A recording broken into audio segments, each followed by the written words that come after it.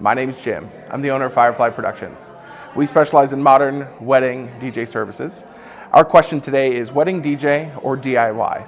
The biggest thing for us is that we want you to understand that if you're going to do a DIY wedding, you want to understand that you're going to be entertaining for maybe less than 50 people. That's probably the best case scenario. If you're going to be entertaining for people that are over 50 people, you want to make sure that you understand the difference between DIY and wedding DJ. A wedding DJ is purely an entertainer. They're going to be somebody that runs your day from start to finish just as soon as those reception doors open.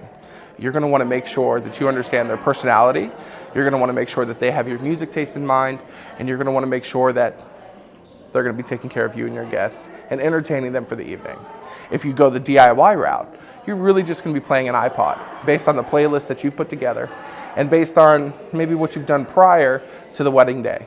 Once the wedding day starts, you can't really change those things. So a professional wedding DJ is going to be able to make sure that your crowd is entertained from start to finish. And they're going to make sure that if something happens, whether it be the guests don't want to dance to that certain song, or they're going to want to do the wobble, or they're going to want to do the Cupid shuffle, they're going to want to do something fun that you didn't plan for, they're able to change those things for you.